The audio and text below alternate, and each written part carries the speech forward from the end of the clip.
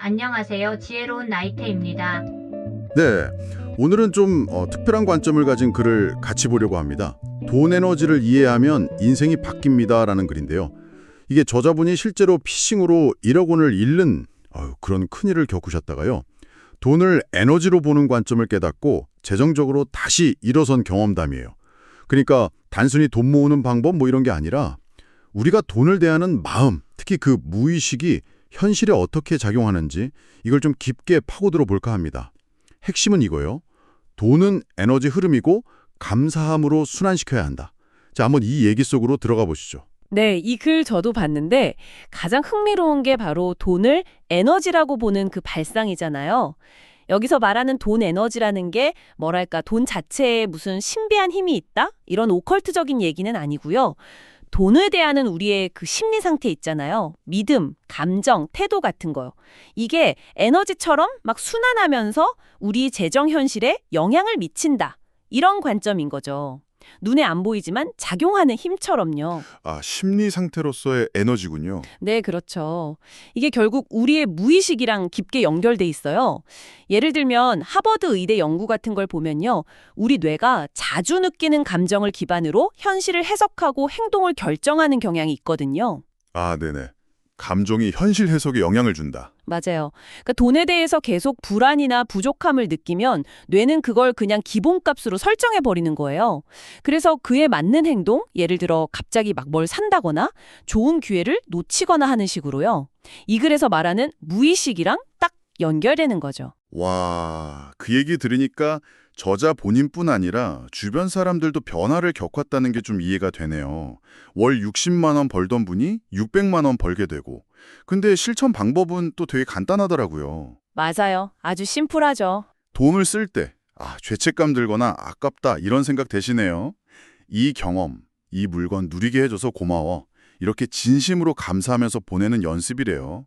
마치 잘 가라고 인사해주는 것처럼요. 네, 그 감사함. 그게 왜 중요하냐면 마침 스탠퍼드대의 연구 결과가 이걸 뒷받침해줘요.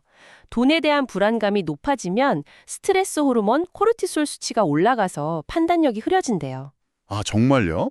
네, 그래서 막 비합리적인 소비로 이어질 가능성이 커진다는 거죠. 불안할 때 충동구매 욕구가 3배 이상 는다는 결과도 있었고요. 근데 감사함은 정반대예요. 감사하는 마음은 뇌의 스트레스 반응을 줄여주고 심리적으로 안정감을 주니까 더 차분하게, 의식적으로 돈을 쓰게 돕는다는 거죠. 오, 신기하네요. 그쵸. 언제든 필요하면 다시 들어올 거야 하는 일종의 마음의 풍요 상태가 생기니까 오히려 역설적으로 불필요한 지출이나 충동구매를 막아지는 아이러니가 있는 거죠. 그 부분이 진짜 인상 깊었어요. 보통은 지갑이 비어서 문제라고 생각하는데 이 글은 그게 아니라 마음이 비어있을 때 소비로 채우려 한다고 딱 짚어내잖아요. 네, 맞아요. 관점의 전환이죠. 돈이 나간다. 이게 아니라 내가 누린 가치에 대한 에너지가 지금 순환되고 있구나. 이렇게 생각하는 거. 저자분이 그 1억 잃고 진짜 절망적인 상황에서도 이걸 적용해서 다시 일어섰다는 거 보면 와, 이 마음가짐의 힘이 정말 크구나 싶더라고요. 네.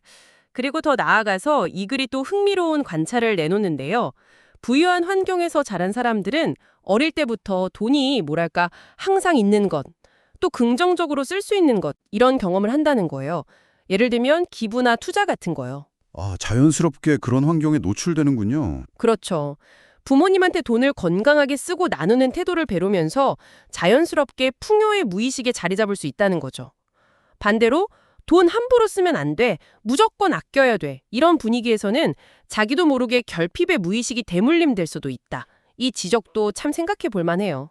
그것도 일리가 있네요. 결국에는 돈에 대한 우리의 가장 근본적인 믿음, 그리고 평소에 느끼는 그 감정, 이게 우리가 마주하는 재정 현실을 만드는데 정말 결정적인 역할을 한다는 메시지인 것 같아요. 네, 그럼 오늘 내용을 한번 정리해 볼까요? 이 글의 핵심은 이거네요. 돈은 그냥 종이나 숫자가 아니라 일종의 에너지 흐름이다. 그리고 그 흐름을 막는 건 결핍에 대한 두려움이고 원활하게 하는 건 감사와 사랑의 마음이다. 맞습니다. 그래서 지금 당장 통장에 돈이 얼마 있던 빚이 있든 없든 그건 일단 별개로 두고 돈을 쓸 때마다 의식적으로 고맙다 하고 느끼면서 보내는 작은 실천, 이게 중요하다는 거죠. 네, 우리의 그 내면 상태, 그러니까 돈에 대한 무의식적인 믿음이나 감정 패턴이 거울처럼 외부 현실로 나타난다는 걸 기억하는 게 중요해요. 그래서 저자는 이 무의식의 설정값, 이게 바뀌는 순간 현실도 생각보다 훨씬 빠르게 변할 수 있다. 이렇게 주장하는 거고요. 돈을 막 가져야 할 대상이나 싸워서 이겨야 할 적, 이렇게 보는 게 아니라 그냥 내 삶의 경험을 풍요롭게 해주는 고마운 도구다. 이렇게 인식을 바꾸는 것, 그게 시작이라는 겁니다. 자, 그럼 마지막으로 이런 질문을 한번 던져보고 싶네요. 만약에 돈을 버는 것에 쓰는 에너지의 일부를요, 돈을 어떻게 감사하며 보내는지에 한번 집중해 본다면 어떨까요? 당신의 삶과 재정 상태에 어떤 변화가 시작될 수 있을지, 매일 커피 한 잔을 살 때 아니면 공과금을 낼 때 그때 느끼는 아주 잠깐의 감정을 의식적으로 감사함으로 한번 바꿔보는 작은 시도, 이게 당신의 돈 에너지 흐름을 어떻게 바꿀지 한 번쯤 생각해 보시면 좋겠습니다. 시청해주셔서 감사합니다. 지혜로운 나이트였습니다.